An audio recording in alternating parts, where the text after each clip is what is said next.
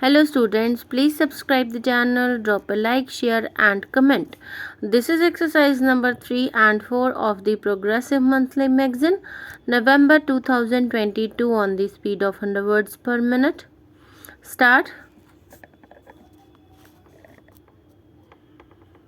Sir, concern has been voiced in the report on the threat from the sea, that is, the Indian Ocean.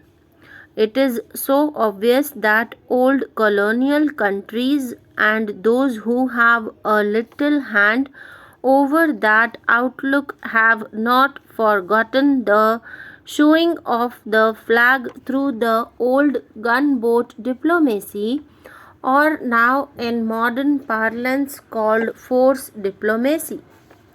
Especially the superpowers who tend to interact into local disputes and get opportunities for intervention in such matters.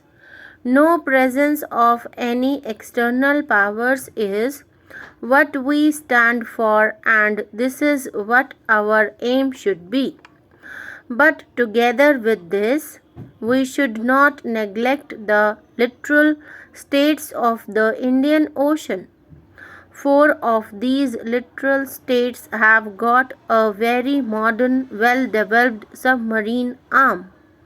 7 of them have got the latest guided missiles, and one of them has made a very big base right next to the neighbor in the west into the Indian Ocean, which looks meaningfully.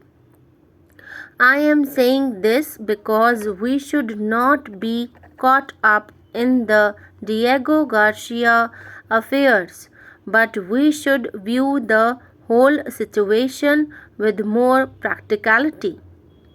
The only way to solve this problem in time to come is to build up our own naval power.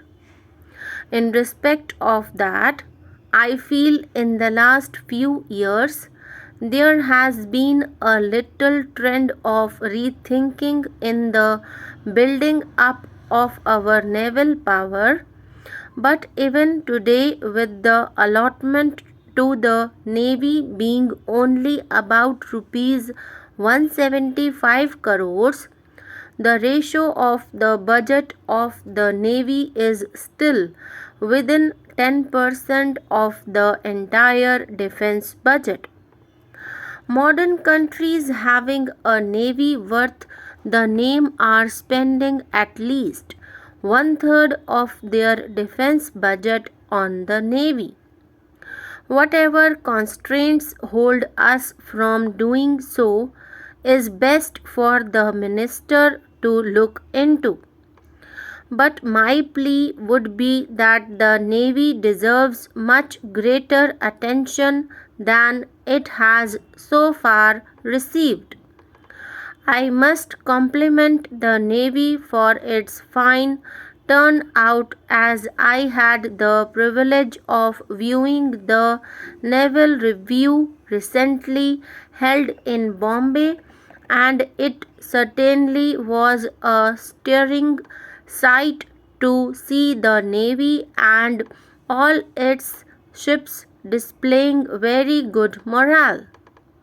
The task of the Navy, being a dimensional service, is only to defend the country's long coastline, its trade and sea lanes, but also to patrol and keep good watch on potential threats.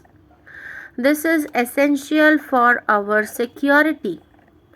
Coming to the Air Force, which rates as the 5th or 6th largest in the world, it has had a very high record, and under the new Air Chief of Staff, I am sure it will continue to keep this record up.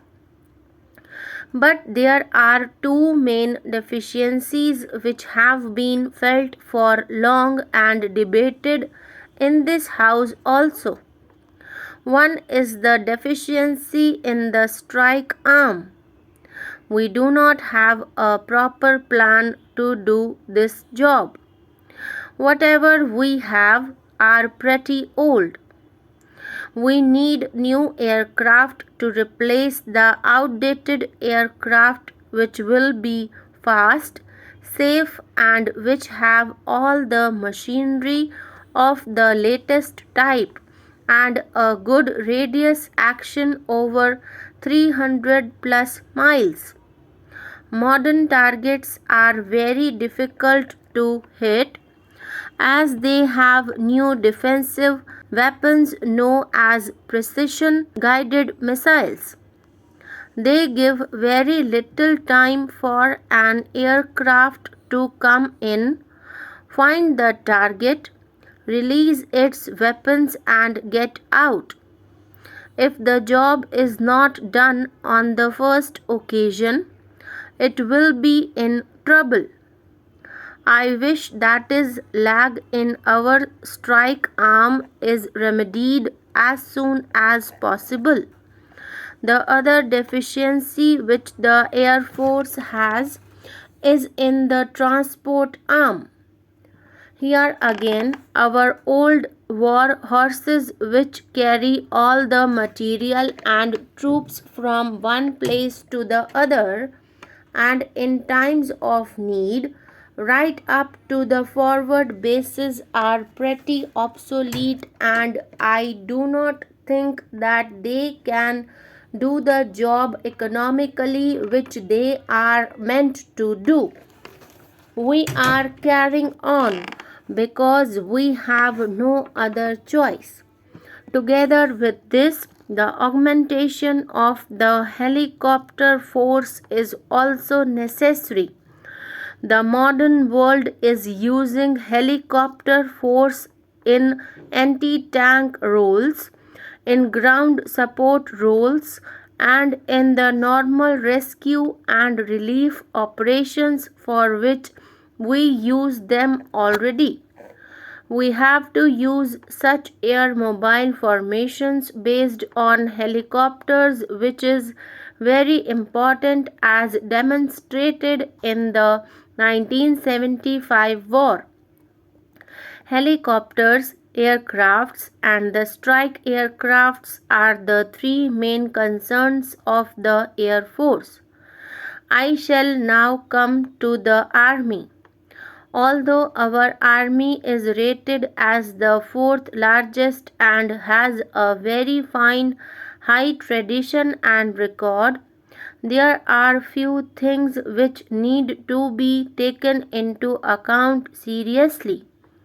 The new concept of using task forces using armor, guided missiles, and helicopters in an integrated manner is the thing that makes a devastating dent in any attacking force. And this concept has to be seriously used and perfected. Therefore, I would like to say that the army needs to have all these things taken into consideration very seriously.